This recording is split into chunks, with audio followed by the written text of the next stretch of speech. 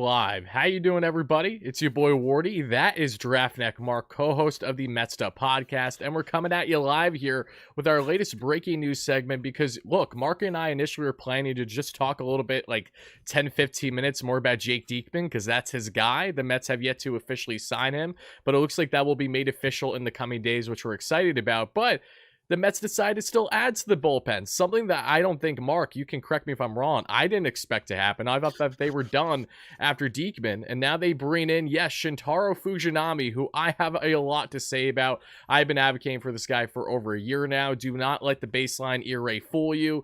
Fujinami is one of the wildest arms in all Major League Baseball, and this is the prime time, especially in a year like 2024 for the Mets, where you take these type of pickups on this 1 year, $3.35 million deal with another $800K or so with incentives. So I want to know your reactions, everyone in the live chat, but more than anything, let's get some hype in the chat. We got Mark in here. Mark, how you doing today?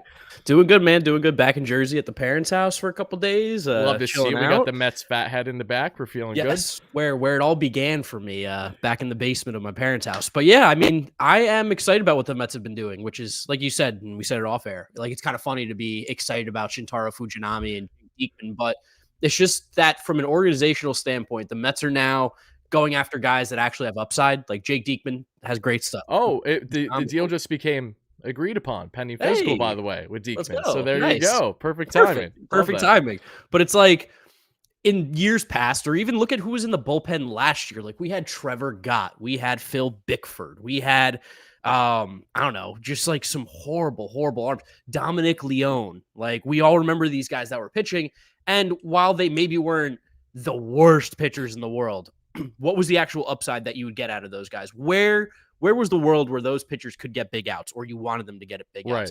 Guys like Jake Diekman and Fujinami, while maybe their ERAs weren't great, Diekman was great with the Rays, but Fujinami, more specifically, really struggled with the A's, but it's because he was being misused. Once he went to Baltimore and went into that reliever stretch role, that's where he was really able to shine, because a guy who struggled with his control could really lock in for 25, 30 pitches and give you some big outs, which he did. Yeah, and the crazy thing about Fujinami too, Mark, you can't see this unless you're also watching on YouTube, but I'm rolling Fujinami highlights, and far and away his best are his perfect inning against the Mets. So you're seeing that, you're seeing DJ Stewart and Alonso get pieced up as we speak, and I think it's perfect because for those that don't know Shintaro Fujinami, let's talk a little bit about him, right? He's coming over from the MPB, spent his first major league season this past year splitting time with the A's and the O's. What stood out, as Mark, you highlighted, again, when he went to the A's, just trying to get a major league contract, they're like, all right, let's just throw you to the fishes right away. We're going to have you be a starter. Let's not forget, this is the same Fujinami that walked like everyone and their mother against the Mets early in the 2023 season. But there is no denying that if you can get Fujinami's control and command right, which when you look at the type of team that the Mets are rostering for 2024, now is the time to kind of see what you have with certain guys where there is uncertainty. Fujinami quite literally has one of the most electric arms in all Major League Baseball. It's just about utilizing him properly. As a reliever this past season, had around a 5 ERA. So if you're looking at, if ERA means a lot to you as the average of year, because I know a lot of people don't necessarily care as much as say I do, which I think you should, about expected numbers, you know, advanced numbers, all these types of things. But just baseline ERA itself is over a full 2 runs lower than what it was, what you're seeing if you're actually looking at how he's planning to be utilized by the Mets as a reliever, potentially as a swingman. Not a guy that we're going to probably expect to see stretched as a starter. While he has an awesome arsenal in his mix, he's definitely a guy that we could foresee being a dominant reliever in a 1 or 2 inning situation especially. And that was all the hullabaloo, if you will, when he first came over the States. People were trying to figure out, how does he profile best? Because even in the MPB, he had command, he had struggles on that front too, but now he comes over the States, and yes, of course, he was in the 6th percentile in walks percentage this past season. Wasn't as bad as Jake Diekman, though, so reviewing it along those lines, I mean, how much worse can it really get? And Fujinami, what stands out so much is, of course, the four-seam fastball, the 97th percentile. He sits 98, 99, 100, 101, 102 on the gun comfortably. Could you imagine if Fujinami just gets himself under control? This quite literally could be one of the best relievers in all Major League Baseball. I know that might be shooting for the stars, but he has all the stuff, the split finger, the cutter, the sweeper, the slider, and the curveball. there's a lot to like there, as long as Jeremy Hefner and really even Kodai Senga won't hurt either, help him get acclimated a little bit further. If the Mets were able to have the success they had with Senga, I'm not expecting that nearly to the degree how with Fujinami, but what I am expecting is there to be an understanding how to go about pitchers of himself, right? That's something the Mets really didn't have a great gauge of prior to Senga. No, totally. And just the fact that like at $3 million or 3.3 that they signed him for, like he's just so free. Like any kind of production you get out of a guy for that money is just going to be huge. And what the Mets are doing now is the bullpen that they're building. Granted, like we still have Diaz, best reliever in baseball, best closer in the league, like disgusting.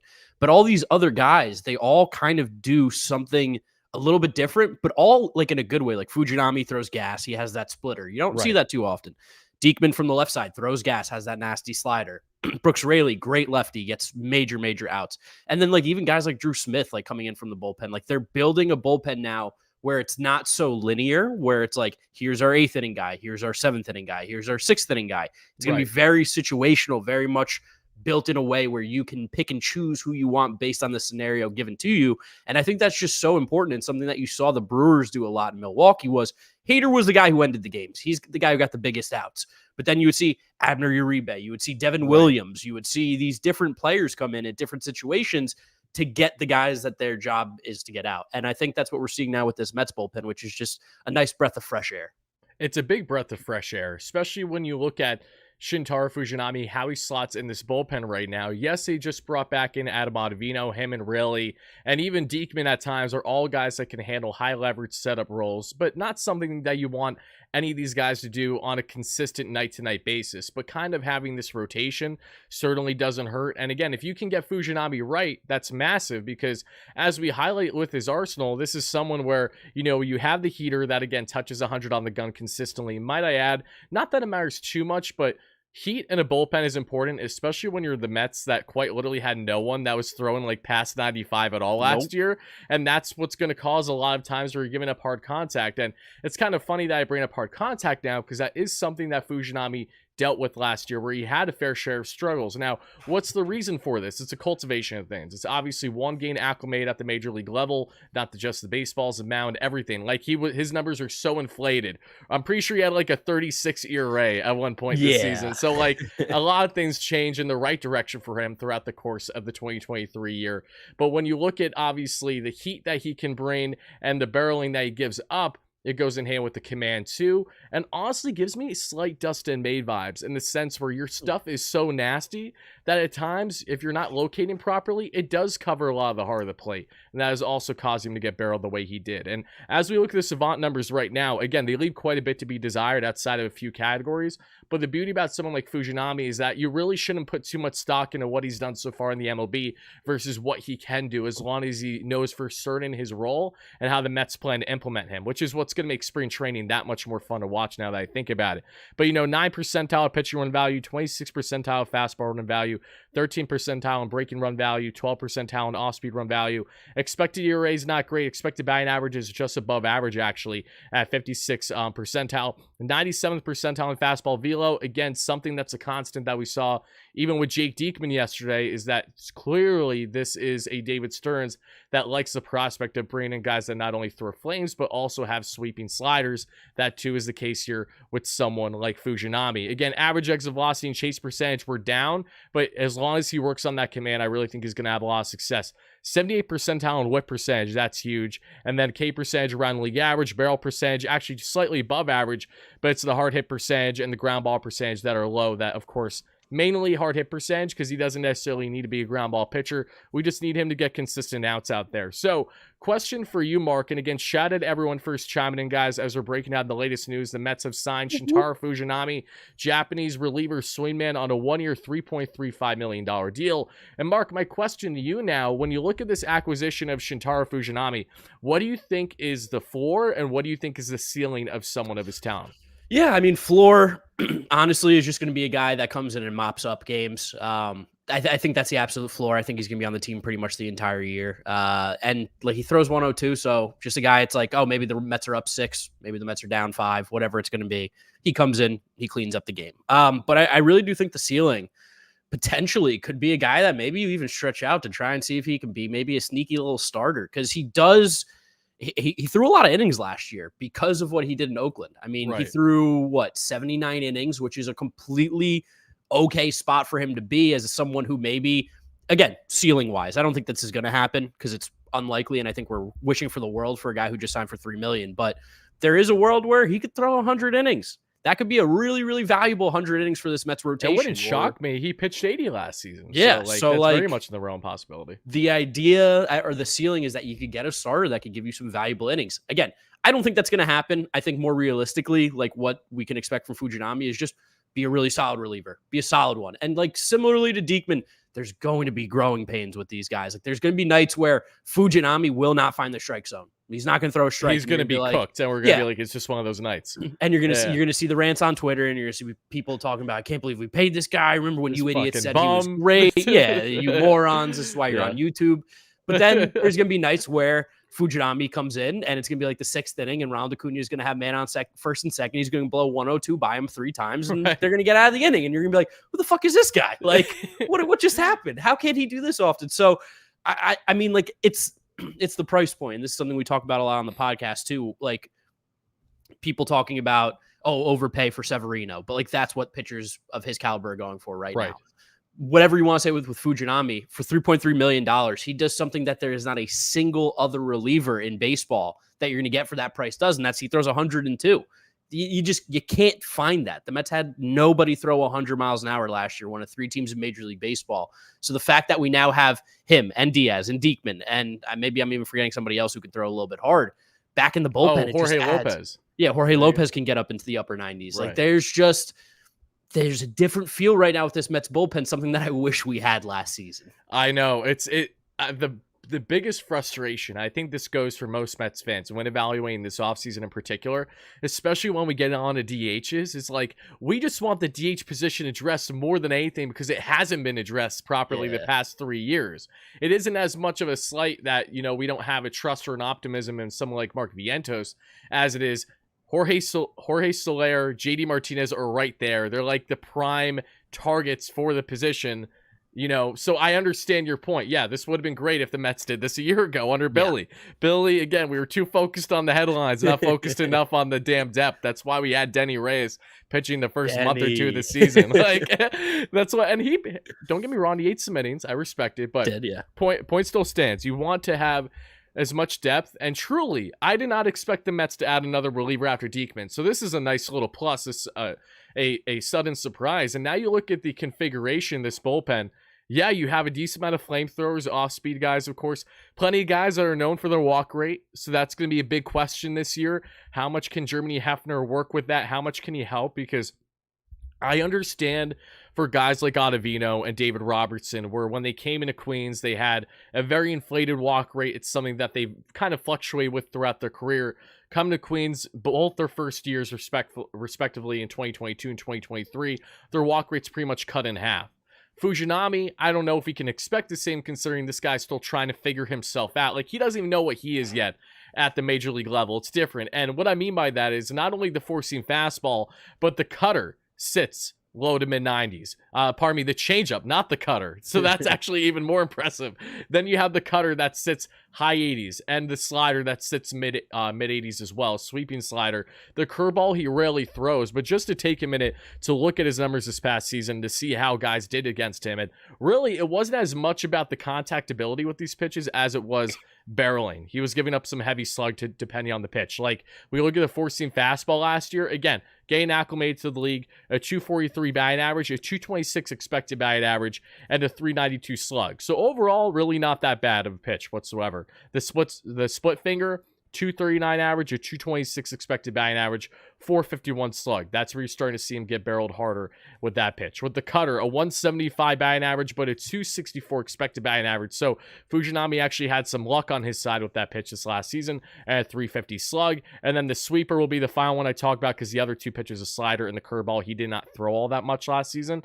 The sweeper, though, 235 average, a 281 expected batting average, and a 353 slug. So normally, if we could get this guy, even like Jake Diekman, for example, like I was just breaking down his numbers yesterday, Mark, all the opponent batting averages are like 1 150 to 170 range. Yep. Like, it's pretty impressive for someone like Diekman to just go on a tangent for a second. I labeled him the Blake Snell of relievers, not in the sense of like just pure talent, but in the Yeah. sense of like this is a lefty that can throw heat, that can also walk everyone and their mother. So you don't necessarily know what you're going to get.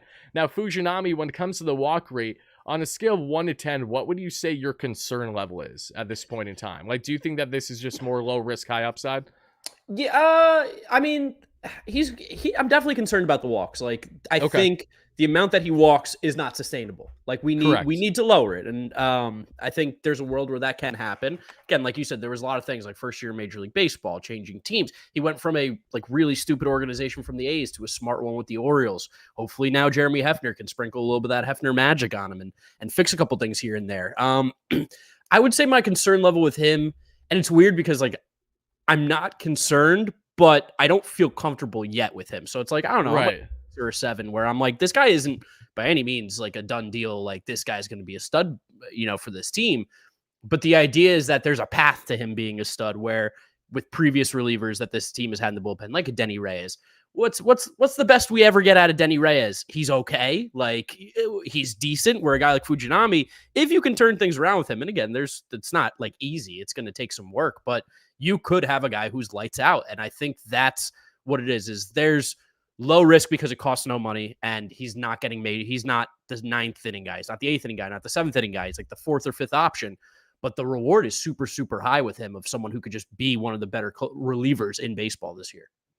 Oh yeah, for sure. And just like what Dave says in the live chat here with the $5 donation, he says, like the Fuji move, bullpen is improved, he can be fixed. Exactly. Yep. I would have far more concerns and reservations if this was a Fujinami that's been in the league for say 5, 6, 7 years, which is Yes. very much a Mets thing to do in years past when just picking Yeah. up flyer guys where they have yet to have any major league success. But we're gonna change them. Sam McWilliams, where you at? Like signing that minor league deal elsewhere. Like that's what I want to see this team do. And if there's one thing that David Stearns has always been credited for, it has been his ability to build a bullpen consistently year in and year out. Same thing with the rotation. So him now landing Fujinami, Ottavino, Lopez, Diekman, like these being the bullpen moves. Yes, they aren't the sexiest names. And yes, of course, I would have loved a D-Rob reunion. But I understand $11 million over 1 year and we're have 110% tax with all of our spending. It's not an easy thing to do. Like I understand that. Unfortunately, the Mets built themselves this bed, but they were wary of that heading into this year. That's why they've operated in the fashion that they have. And when you look at their ability to spread out the dollars in which they have, and you kind of look at the construction of this bullpen, how would you grade it right now, Mark? Because right now, I mean, it's certainly deeper than last year. You could argue. I think the quality of depth is certainly a step higher. So if you had to give this Mets bullpen an early grade with the acquisition of Fujinami, what do you think it would be? I'm going to go B. I think they're a B bullpen. I don't think Okay. they're one of the best bullpens in baseball, but I think that they're a good bullpen. I think they're a top half of the league bullpen with the ability to obviously be even better. And you know what? Like, it might even be harsh they're going B just because we're a year out from seeing Edwin Diaz and maybe I'm forgetting just how lights out he was, where it's like the 9th inning comes around, game's over. You don't beat Edwin Diaz. And Brooks Raley's so good. And adding Fujinami, adding Diekman, along with having Jorge Lopez, who was really good in the second half last year when he went back to Baltimore. Like there's totally a world where this bullpen, I think right now is a B, but by the end of the year, you could be looking at it and going, this is one of the better bullpens in baseball for sure. Right. And I think those guys, the non-roster invites could come up clutch down the stretch too, should they stay in the organization. Of course, not all of them are. Some of them aren't going to make the cut and they're going to be like, all right, I'm going to try elsewhere. And speaking of having options, I think that's really important because Shintaro Fujinami still has minor league options. Yep. So if you want to talk about getting as like low risk, high reward as possible, this is exactly that. So that's another beauty. So do you know exactly how many options he'd have? Because I know he's a unique circumstance as an MPB pitcher. I'm I'd gonna imagine go on Fangraphs and look it up for you real quick. Yeah, let me know.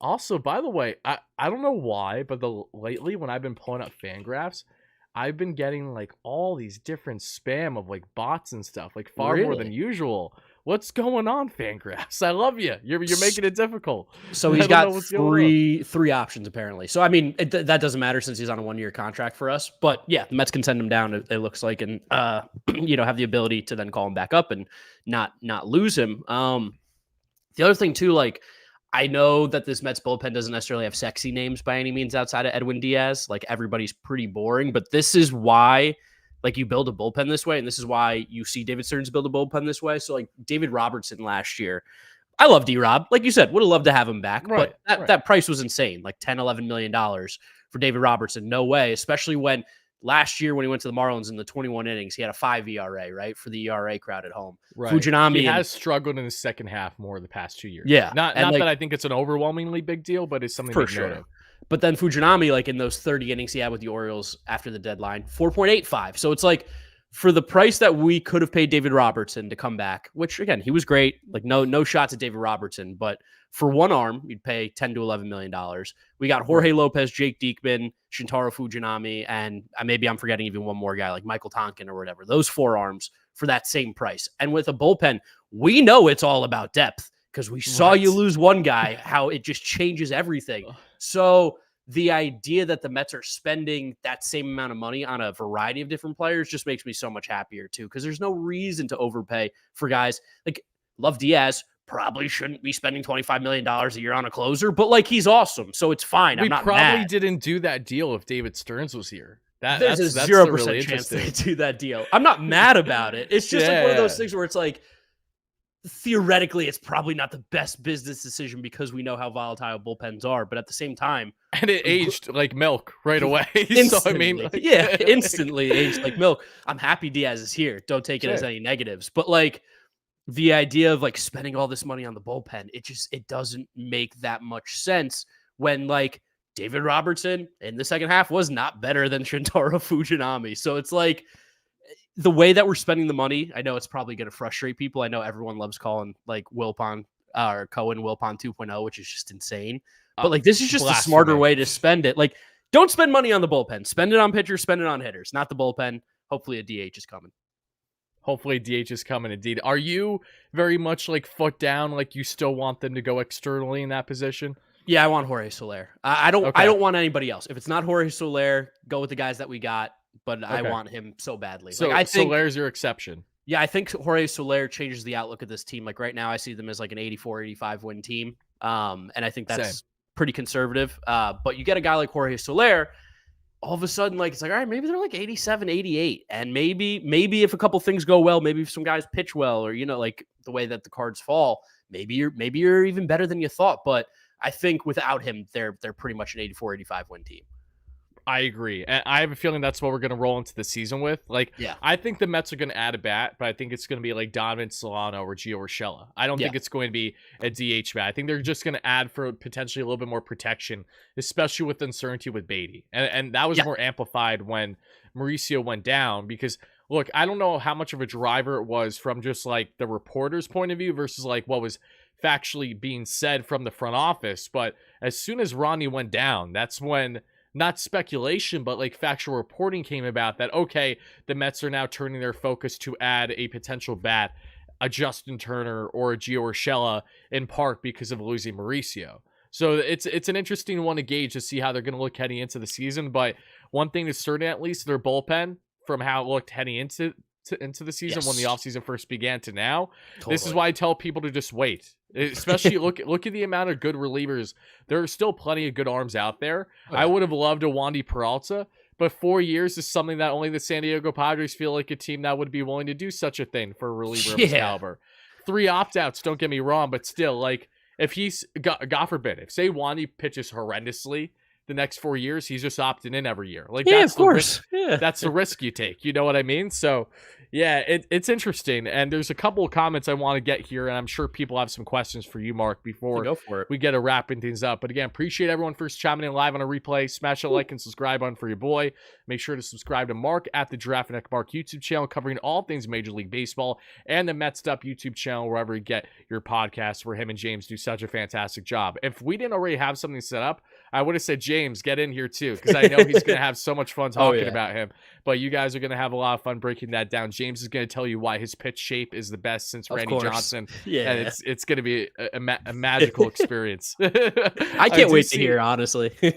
Yeah, I know. He's like, because like even when we're looking at the Savant numbers, like I've talked with James like on the side more about like the places he used to really find his numbers, and they're smart and they're good, but like I also don't have the patience sometimes to be Totally. sitting there. Like, he's the type of guy to sit there, like, as long as he wants to just go Ew. over everything and be like, oh, this is the prime, like, this is the perfect guy. We can build him. You Yeah, know this that is old YouTube video of, like, when the guy's being made, we'll yeah. make him stronger. It's like that shit. Oh, 100%. James is not reading Twitter in the morning. He's checking pitch shape. Exactly. That's the difference between him and I Yeah. respect the hell out of him for it. But someone says, greetings from the auditorium at City Field. Currently Hey, at a job orientation and will be working concessions this season. Awesome. Shout out to you, nice. Pipe Guy. Happy to have you in here. Shout out all my members and reoccurring and new viewers. Appreciate you guys. My man Mike at Stark Raven Sports in the chat says, this man told the media to call him Fuji as the Mount Fuji. He's so cool. Let's see. Fuji Ceiling is their second best reliever, says Stark Raven Sports. Also, make sure you guys subscribe to Stark Raven Sports, one of the best baseball channels out there as well. They make awesome content. Hey Jack with the donation says, let's go. He's going to be fun to see. Let's see what Hefner can do with him. I believe Hefner can fix him, help out with the walks a lot and slow it down. So speaking of Germany Hefner, Mark, as someone who's had really up close, interaction the past couple of years while working with the Mets, what has been your biggest takeaway of someone like Germany Hefner? And from your knowledge and your point of view, how much impact do you think someone in his position as a pitching coach actually has on these guys on the day-to-day?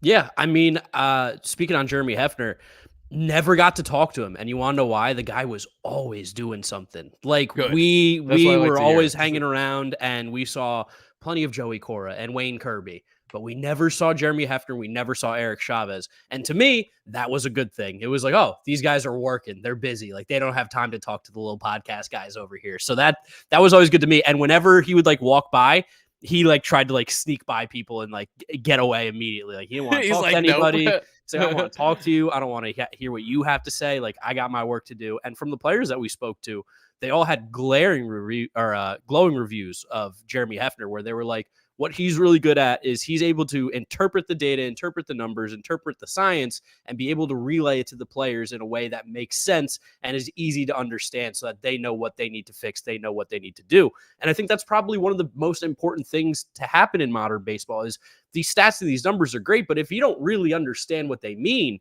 it's just nonsense to you. Like you could talk about seam shifted wake, but if you're not able to understand what you need to do in order to fix that or amend whatever is going on, it's worthless. It's just nonsense words that are going in one ear and out the other. So Hefner's ability to be able to have these players understand exactly what he's interpreting or what he's seeing is what separates him from a lot of the pitching coaches in the league. Because I mean, a lot of the guys that are pitching coaches even still like didn't grow up with these analytics. They're not comfortable necessarily with them. So Right. I think a guy like Hefner has the ability, and I think we've seen it now for 3, 4, 5 seasons, where he's able to take these pitchers and really get the most out of them. Last year was a little bit different. I think especially when you're a team that was competing to be the best and then it didn't start off that way. I think there's a little bit more of trying to put the pieces together rather than like working on actual improvements. It's like, we need this now. There's no work on this. We need this now. This year, I think we're going to see some big improvements from some pitchers for sure. I agree. And when you look at guys like David Pearson and Tyler McGill in particular, I think that's where a lot of the criticism comes from towards Hefner over the past year. But let's also not forget that you can also rightfully credit to an extent Hef's ability to kind of get them up at the major league level the way that they did. Yeah. Peterson came all the way from AA. McGill started this season in which he was called up in, I think, either high A or definitely AA. Like he worked his way up throughout the course of that season. That was impactful. And obviously, if these guys continue to have their struggles once Pearson returns from injury, I know that McGill has been working with that, that splitty a little bit more. That what are they calling it? A spork? Is that what they're calling it?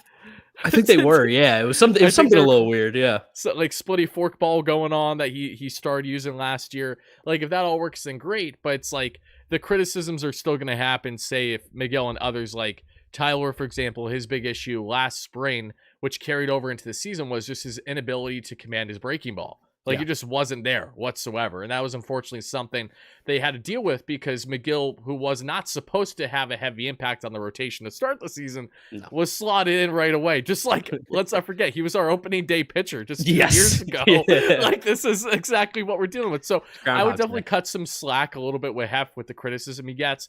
I can understand why it's warranted, but especially when looking at these veteran guys like Ottavino, for example, Diaz, like, when times where they have their hiccups and it's not on the manager, because say it was a perfectly normal situation, Mendoza wasn't in the wrong for not pulling either of them, Yeah. and they're just not doing well. How much criticism do you put on the pitching coach in that situation versus the reliever, that especially a guy that's been in the league for a while? Like, they know their stuff and they know when they're just not locating properly. The only thing Hef can really chime in and say, hey, I noticed that you're tipping a little bit, or hey, your pitch grip looks slightly different than what it was before. Why is that? You know, like, Correct. just baseline things. Yeah, the thing that I always like notice, and even like going back with like what you said about like McGill and Peterson, like especially Peterson, such a big guy, like all his issues are always mechanic. It's always a mechanical thing. And as long as he's noticing it and working on them, it's then up to the players at that point to perform. Like at some point, it's no longer the coach's problem. Like you said, if Diaz or Ottavino are in a situation and they just get lit up, like sometimes you just get hit. Sometimes you just lose. Like baseball's really hard. So I don't think the blame is necessarily like the pitching stinks. This is the pitching coach's fault. If you see guys get worse, if you see that there's glaring problems that aren't being fixed, that's when you start to talk a little bit on the pitching coach. Like, is he noticing this? Is he making the changes? But also at the same time, like the players do have to perform at some point. And this is something that I think even myself probably gets a little carried away with during the season about the coaching and whatnot. Buck Showalter, I definitely was a fan of his. But like the players do have to play. As long as you give them the tools and the necessary needs to be ready every single day on the field, the players then have to execute. And if they're not executing, that's not necessarily the coach's fault. Like there's only so much they can do. But yeah, if you see guys taking steps back, if you see the team just being complete dog shit, like then you'd be like, all right, well, if you see Hefner sitting on his hands, not saying anything, not working with guys, then I'd be like, all right, well, it's probably his fault a little bit. Right. Yeah. Like, especially when you think of like the most extreme circumstances, like Mad Max. Like, I know Hef worked with him and there were things that they worked on together, but this is also a Max that, you know, like as soon as he's like locked in for his day, trying to get him to adjust would be an awfully difficult thing. I think the only chance in hell that works is if he's absolutely getting cooked early on and he was like, you know what, something actually isn't right. Like he can tell that there's something wrong, but he knows himself better than anyone else. So even then you're really pushing it on like what Hef's implementation would be. But yeah, actually Wolf Salmon tweeted not long ago, and I want to reference this going back to Fujinami, and then we'll get on to wrapping things up. Let's not forget he did have his best stretch last season was over 24 and a half innings or so, where he had a 2.9 ERA, 29 strikeouts, and 9 walks during that span. So he had something working, and then it went away. And the peak of Shintaro Fujinami working was against the Mets. Of course, do not forget that. That's literally exactly what happened. So yeah, I mean, there isn't really too much more that needs to be added about Shintaro Fujinami. When you want to know about, you know, the differences in obviously not only release points, but all these different not implementations, but factors of his pitches, that is where I'm going to implore you guys to check out the Mets podcast once Mark records it with James. I'm sure you guys are going to talk about him and Diekman and everything. That's where you're going to want to know, because even though that I could do that myself, relaying the numbers and knowing the exact meaning behind all of them are like two different things. So I'm not going to speak out of my ass here. James is your guy for that 100%.